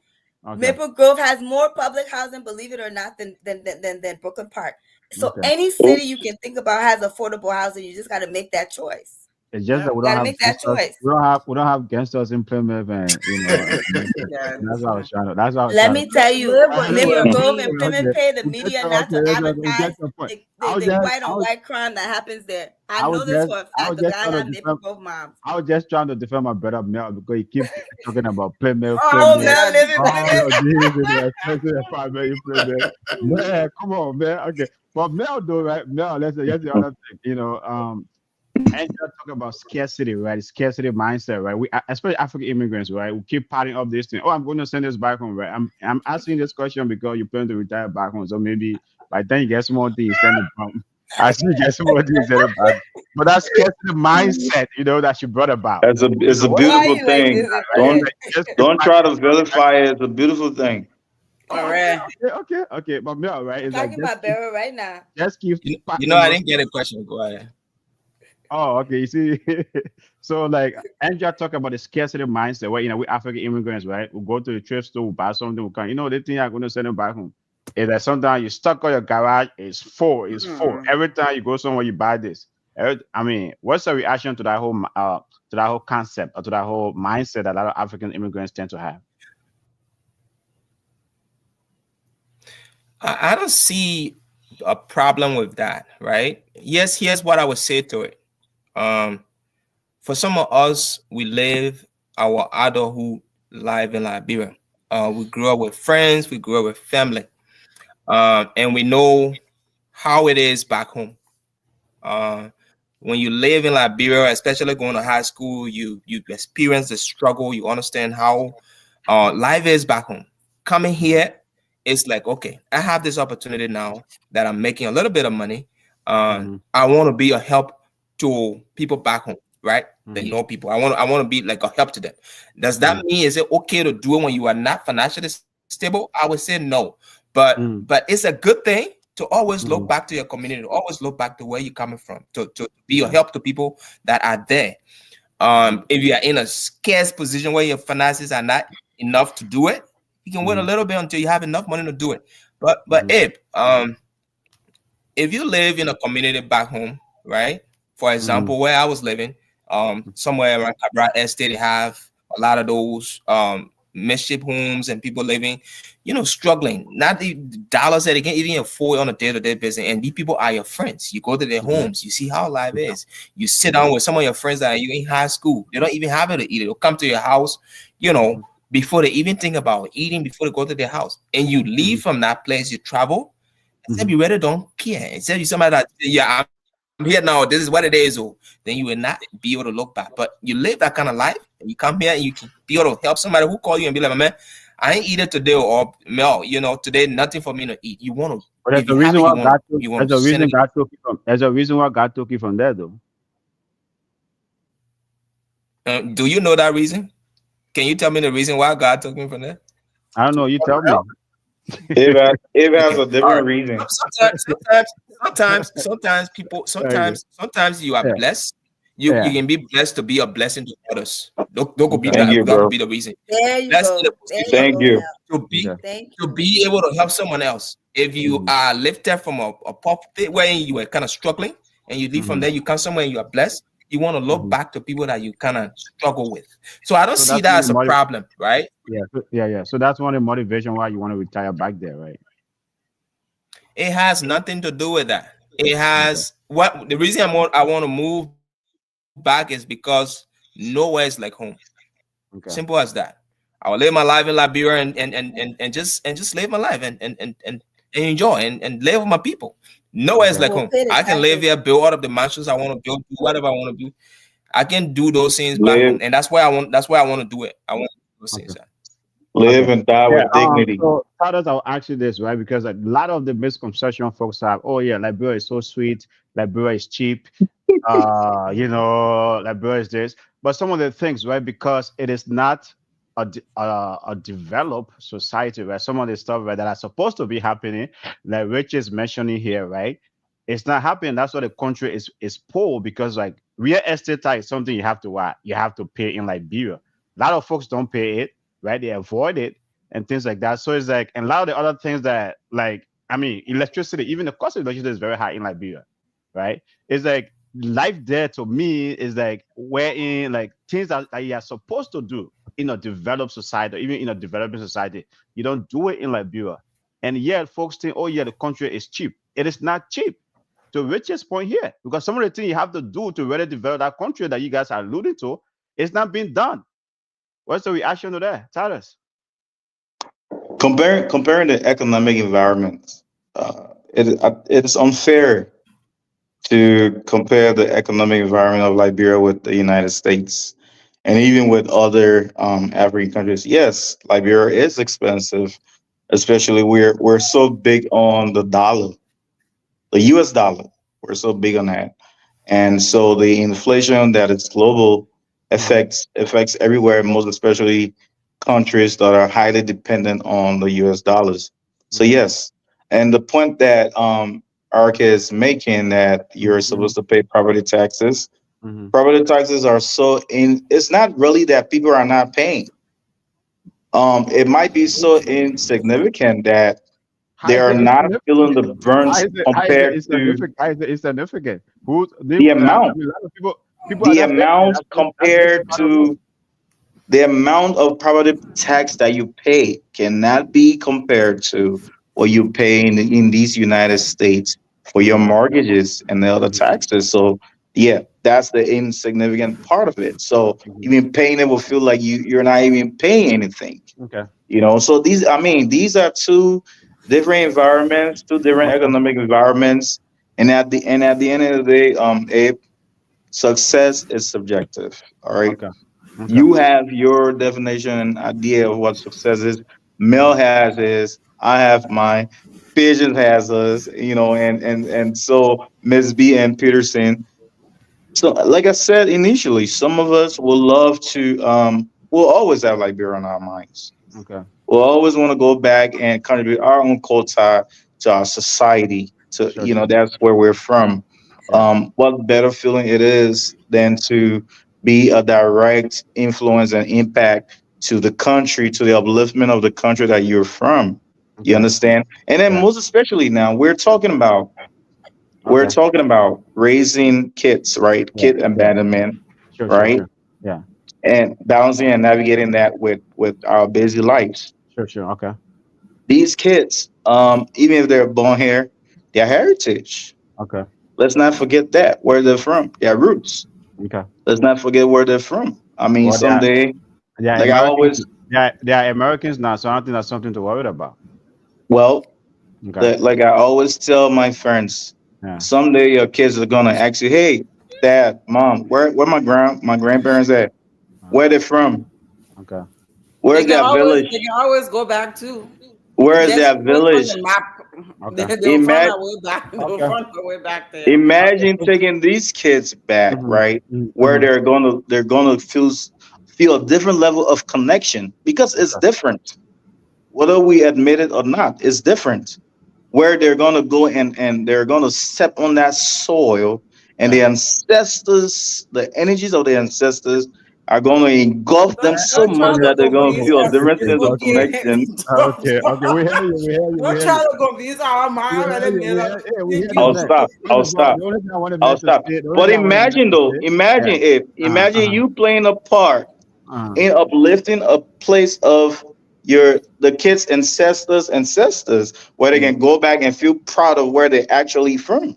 But we're Okay. Imagine not that. saying we're not going there. We're We just hear saying you. we We That hear don't you. we cannot don't that cannot be desire to compared to retire anything. there. Okay. But You know, again, Right. to Status, each his status, own. status, status. We hear you. We hear you. Okay. It's like, we know you're passionate about Liberia. Yeah. You're passionate about the motherland. You're passionate about poverty. We hear you. We hear you. We hear you. Okay. So, but here's the thing, guys. We're still not We can't. retiring there. Yeah, definitely. You know, we can't carry They on have all been night. in. God bless you, Mel and Miss B, that want to go be a retirement home, back home to retire Hmm. back home. God bless you. We'll But come visit. yeah, we can't carry on all night here, right? We have been great conversation that we have been having. One last question, and then we'll close this, right? In each of your immigrant journey, right? Have you experienced discrimination in the workplace, and how have you navigated that as as your African immigrant? I will start with my man Titus, and I will go up. Because I know he ready to pound on this one. Discrimination. Yes. In your immigrant If journey, since you're arriving this country, you're in the every workplace. time we talk about the Mm, different forms of discrimination that we experience, my mm, brother he like to behave as if racism is non-existent. mm. Okay. Again, It's a Republican in him. this really takes us to the core of this discussion. Mm-hmm, mm-hmm, In cases why African immigrants have mm. to do as trivial as possible, and Yeah. in some instances do not cannot afford the time, Mm-hmm. right? And so and I don't want to term it as excuses, but these are the harsh realities. Um, So Miss B is is it because of here. She discrimination gonna give you that I all the make? stats, Is it huh? because of discrimination that I'm making African parents absent mentally or physically? Let me land. Okay. Okay. Let him cook. There are too many qualified African immigrants in Uh-huh. these various workplaces Mm-hmm. that are supposed to be making way more than we make, right? Based on our education, our experiences, our skill sets, our performances, Mm-hmm. and due to these various implicit biases at work, Mm-hmm. yes, we experience it. Anybody who come in and say they don't experience that, God bless you, right? Okay. But Okay. I know a lot of us, majority of us in this country, experience it. There have been many stories that we have shared here about Okay. training folks, young kids right out of college, where Okay. you have the credentials, you have the experience, and then you're gonna Okay. find us soon that kid makes more than you. Do Okay. you think that kid, if that kid starts a family, do you think you and that kid will work the same amount of time? Okay. Do you think you have the same amount of time to apply to your respective families? These are some of the situations and factors that we cannot ignore. Okay. So these realities as this because of these various discrimination, and then all the time it's just choices Okay. that Okay. we're not intentional in balancing these various constraints that we go through as African immigrant in this country. But Okay. yes, they exist. We go through it without complaining. We Mm-hmm. have our different coping mechanisms, and yet we Mm-hmm. continue to thrive in these great United States. Okay. Patience. In your immigrant journey, right? Have you experienced discrimination or biases in the workplace, and how have that shaped your experience, or how have you navigated it? For me, I have this mindset. Mm. I put myself in. I know my worth. The Mm. same amount of education that you have, I have that same amount of education. Yeah. The position that I'm in, you're within that same position. Okay. I am gonna ask for what I desire, Mm-hmm. and if you're not giving it to me, I'm gonna remove myself from the situation. I Mm-hmm. will find. I have no problem finding another job. I Mm-hmm. will quit and go Yeah. find another job if you don't Yeah. value my time. Time Yeah. is the most expensive thing on this earth. Yeah. Pay me what I'm worth, or I'm gonna leave. And you're Okay. not giving me work that is not within my job description. My employer know I stand 10 toes down on it. Not because I'm black, you're gonna treat me any less than these white kids. I'm using my PTO, the same amount of PTO they're using. I'm using it. We're all taking family vacation. We're all using FMLA. America give it to us. Where I look at it as we're all equal. I don't care if you're black, white, purple, African American, whatever. That's how I see myself. Yeah. So I don't pay attention to everything else outside of that. why do you think when you look at it that way? Let me just push it further. You look at it that way, but a lot of people try to blame the system and say, "Oh, discrimination. Oh, the system is biased against them." You look at it from the point that you value yourself. You see that, right? You say, "Hey, I have my education.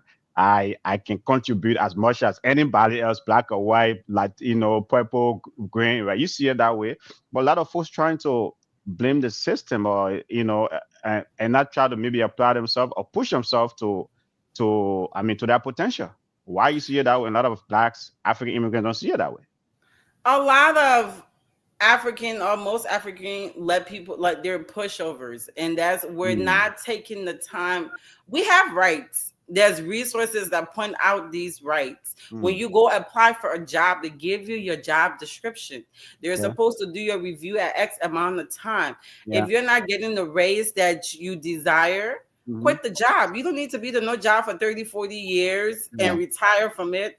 There are other jobs, there are other opportunities out there that you can go and make way better money Hmm. and be treated the way you desire to be treated. You just need to tell yourself, look here, I look at myself every day, I deserve the world belongs to me for that matter, and I'm gonna Okay. go for it. Okay. That's how we're supposed to look at us as a human.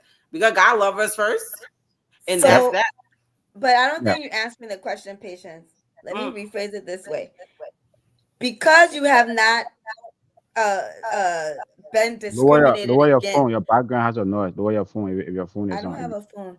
Okay. Because you have not been discriminated against, are you saying discrimination does not exist? That's two I'm different not things. saying I'm not saying that. That's not I what that's not what that's Okay. not what anyone is Okay. asking there. That's not what no, that's Yeah. not that's that. not No, let me That's get what Because that's your what mouth. you Don't Abe said put in words in your thinks. your mouth. That's what immigrant, Abe let me thinks. let me come back to Abe. You Yeah. said in your immigrant journey, have you Yeah. been discriminated against?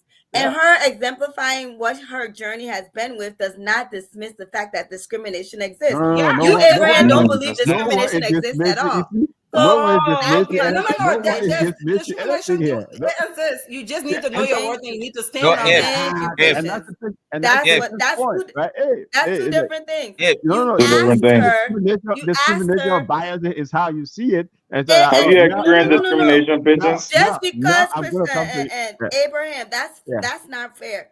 Like right Okay. now, if they say no more people can become transgender, it's not impacting me. I don't care to become a Right. transgender, but that shouldn't mean that struggle don't exist. It still exists Mhm. for the Okay. people who want to become transgender. A We're law talking, that we're talking impacts them. African immigrant. Yeah, then you want to go But I was just using to an trans. example. No, no, no, no, no. that's just an Baby, example, if yeah, Just because I baby, have not been leave that, leave I'm discriminated that, does I'm leave, not really leave mean that, curious. leave that I'm D as curious. something. That's a I'm typical curious to know D if as Pigeons has experienced discrimination in she America. said no. Like yeah. She I said So said, no. I don't let myself fall within that category. If I'm not getting exactly, what and I'm that's what she's supposed to saying. And get, Miss I D want to move. put words in her mouth. You know what I mean? That's what I'm she's saying. not. She says she Okay. has not No, been. no, no. My It's question was different but very things if here. clear. Yeah, yeah, yeah. I said Okay. patience.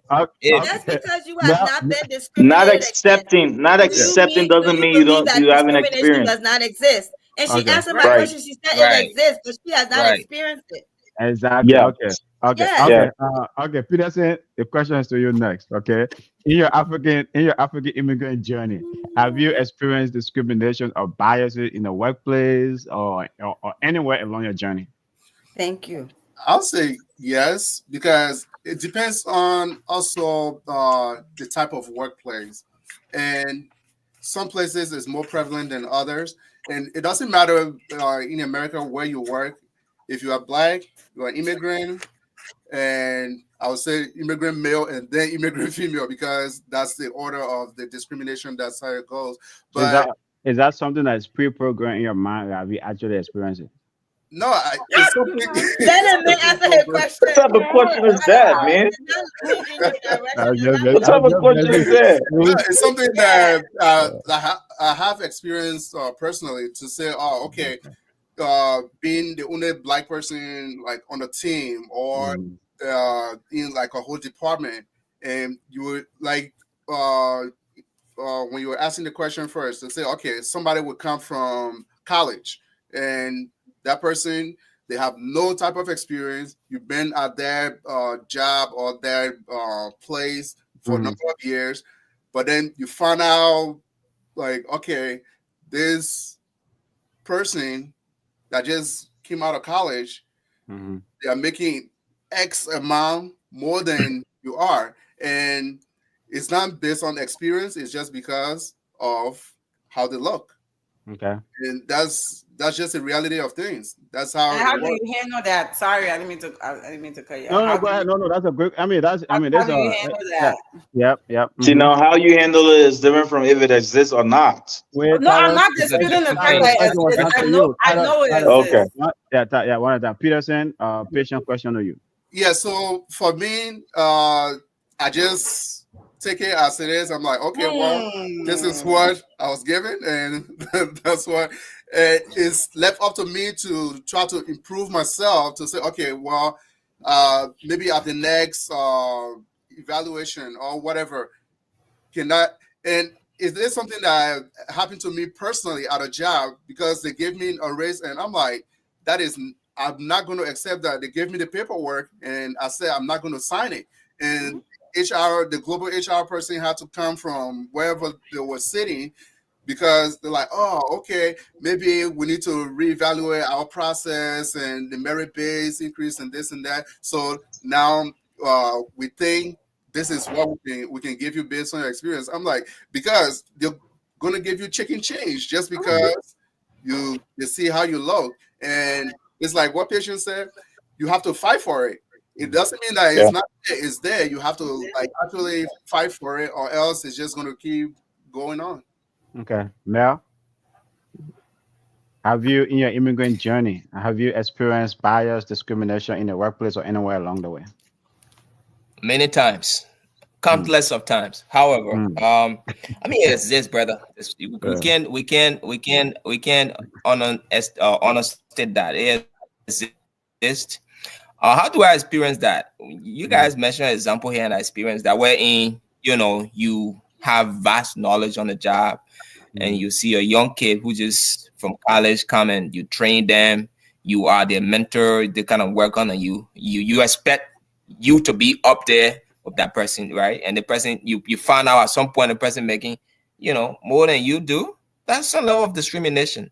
Now, how do I address that? For me, I have my ways of getting around things. I'm not going to get emotional or get angry or knock on the door. I'm patiently wait until that review time comes, and I'm bringing that up, right? Well, this is going on, and I don't think this is fair to me. mhm. I am training this person. I'm teaching the person that have a lot of knowledge that they don't have. How come they're making more than I do? What am I not doing that they're doing differently, right? And those things have been working for me since I've been doing that. When I find out, we sit down and talk. They would make sure that happen, that the money go up. But yes, discrimination exists, guys. It's something that we have to deal with, right? Just Regardless real, of just, where you are or how you see it. yeah, just real quick. The compensation and pay are supposed to be private knowledge or private. I mean, that they are private. How did you know that whoever you train was making more than you? They talk. We ask Oh, questions. People do okay, talk. They do okay, talk. That's And where these in little one ones they case, won't come. They won't ask little okay, ones, they anything. don't okay, have these things. They will come and be like, yep, just talking, man, like, oh, they started me with this amount, and that Mm-hmm. right there is Yep. information you're getting, right? okay, Yep. I came in and started with the X amount. Right there, you now as a person, you be like, oh, damn. It'll hit you. Like the person Mm-hmm. making, let's say you're making 90K and somebody come in that you train, they're making 92, 93K. You Mm-hmm. all already up there and they're telling you I'm making this X amount. You will know right there, yes, these are private information, but people do talk. I come okay, across a lot of white folks that would tell me, oh yeah, I make around this range. They might not give you exact amount, but that right there becomes questionable, wherein mhm, I'm a senior level, you just entry level making that money. So the question become why, how, what are they doing that I'm not doing when I'm training them, right?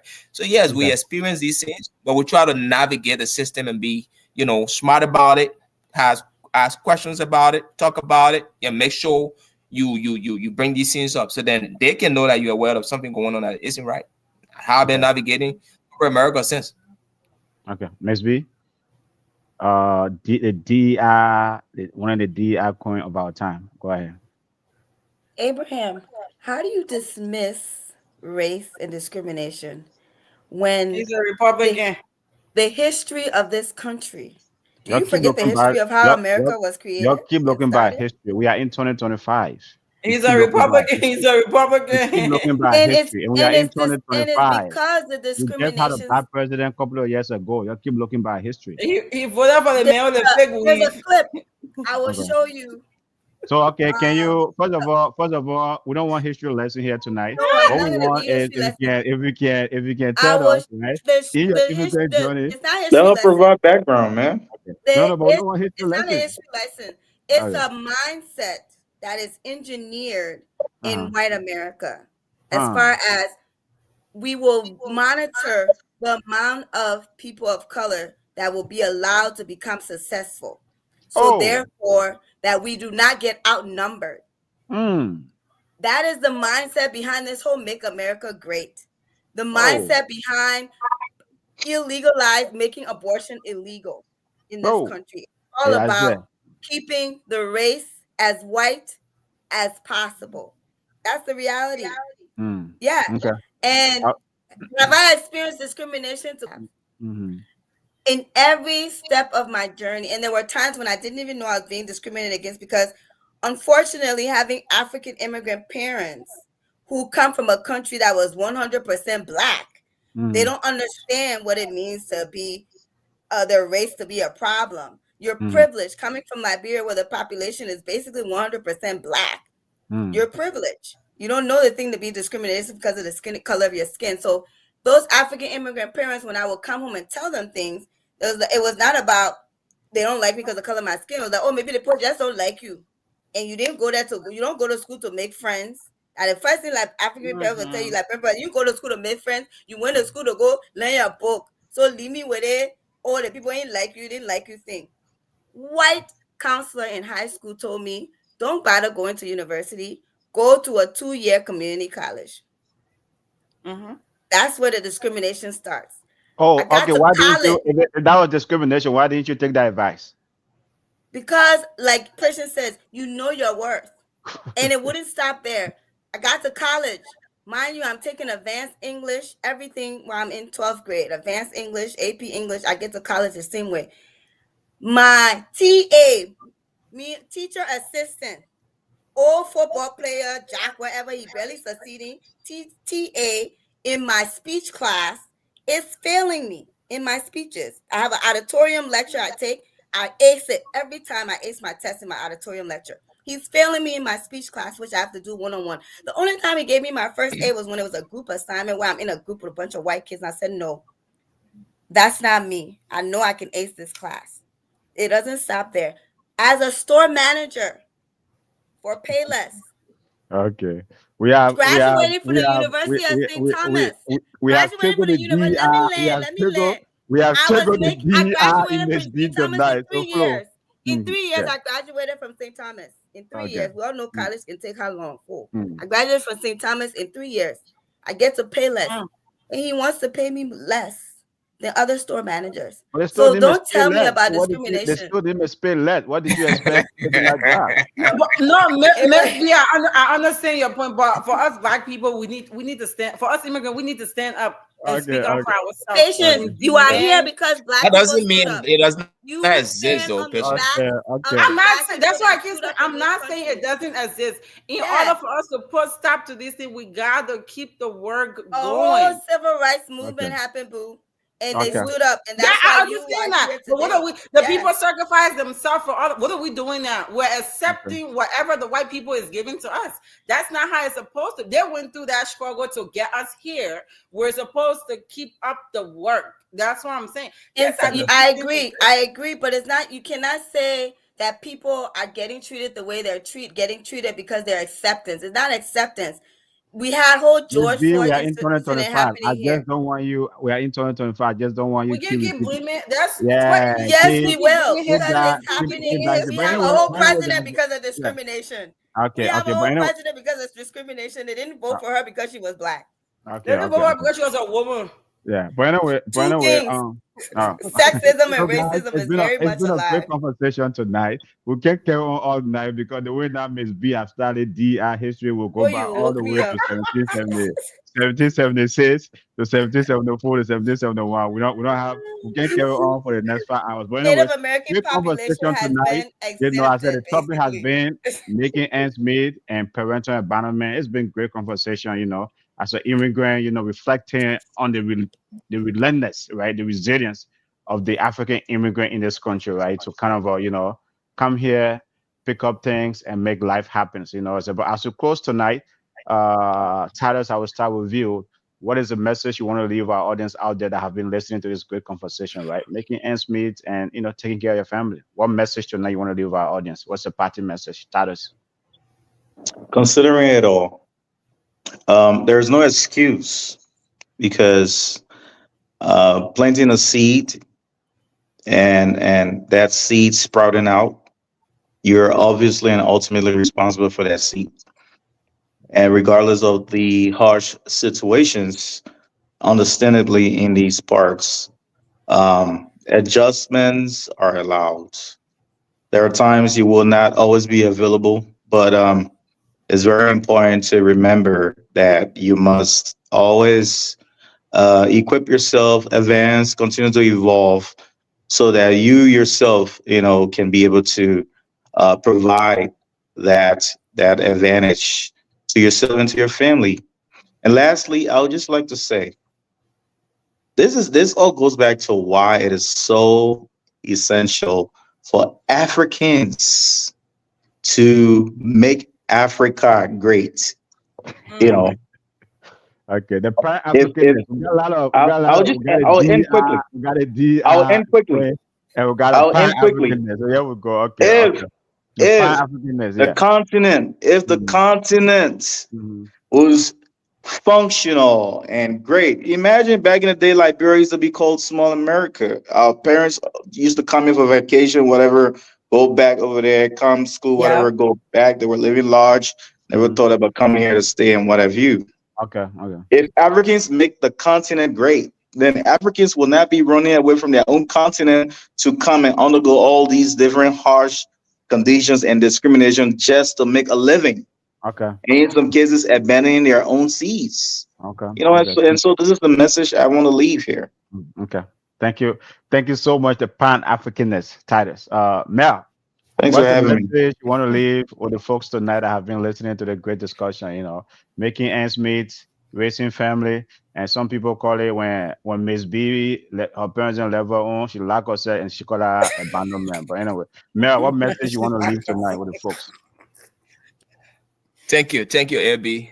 Great conversation. I think um, these are timely conversation, and a lot of you guys contributed tremendously tonight. A lot of lessons learned. I bet our audience gonna enjoy as well. Here's what I'll leave with us here. I know it's challenging leaving from a different environment and moving into an environment that is completely different, right? It requires work. It requires, studying the country. It requires you adapting certain norms to be successful. And that adaptability is what we immigrants really lack. Um, we come here with the same mindset that we have from back home and expect things to work the way they work back home. Whereas we are in a different environment. So try to understand the system, ask necessary questions, look for information that will help you be successful and navigate these United States that we are in. Um, Thank you, everybody. I think the way we can move forward as immigrants is just empowering Okay, ourselves, self empowerment. It okay, can be challenging sometimes when you have family and have kids, but it's doable, right? You can improve yourself. You don't have to go to college. You don't need okay, bachelor's or master's degree. As important as it sounds, there are other things around here that people doing and pushing themselves forward, requiring certification and other things, right? Let's try okay, to do that and uplift the immigration community up in America. okay. Patience, what message you want to leave with the folks tonight as someone who live your life here? I No, this I was gonna live my no life here. Liberia, no retirement being in Liberia. But anyway, as Yes, you not in my work, You have stabilized your finances now. You're not in that same boat of making ends meet now and stuff like that. But anyway, what message you want to leave with the folks tonight? Well, thank you all for watching and thanks for your input. What I would say is family planning. Family planning is very important because we're raising the next generation. We don't want to raise ourselves or do like traumatize these kids where they won't want to have kids because that's where it's going at this point. The way my parents raised me, I don't think I want to have children because I won't be invested. So let us make time. Let's plan these things out. Like financial stress is one of the worst stress you can deal with. If you do decide to bring a life into this world, make sure that you're in the position to provide for them financially, emotionally, and mentally as well, because those are the most important part of it all. And you can't work and work and work, and one day you're gonna drop and leave all this money here, and that's that generational worth too, where your kids will not repeat the same cycle that you're going through right now. Okay. That's it. Thank you. And AB, I didn't tell you I'm retiring in America. America is not my retirement country. Neither. I ain't got retirement country. I'm gonna Right. travel. He's Travel going to the world, travel the Bora world, Bora. I'm going the around world. the world. I ain't getting no destination. Travel. One That's country good. to That's the good. next country. That's good. Don't go be retirement home that Miss B. Travel No, the world, sir. man. Hey, Peterson, what's the message you want to leave with folks tonight? Right? It's like as we end the discussion, great discussion tonight, making ends meet, parental abandonment. Brother is saying here, right? Some folks intentionally do it sometimes, and that's the one killing the community. So, what message you want to leave with folks tonight? Yeah, I want to say thanks to everybody that tuned in, those who commented, uh, the caller. I want to say thank you all for your input. Uh, what I want to say is for immigrant parents, especially those who come here at a working age. I mean, at one time or another, uh, you will be living, we can say here, paycheck to paycheck. But you need to have that mindset like, okay, is this what I'm going to be stuck into? Are you going to sacrifice the time with your kids and your family to live paycheck to paycheck? No, you need to go ahead and uh, better yourself. Remove yourself from that situation by gaining more knowledge so that you can spend more time with your family and then spend less time at work and make more money. But it's a thing, and those who discount it or they say, "Oh, or once you get to America, it's like, yeah, the money tree is there. You just go and pick yours." It's not. It's not like that. So it's a struggle, but at the same time, you have to prioritize your kids, and even if it's just 30 minutes per day that you spend with them, make sure it's quality time that they're going to remember.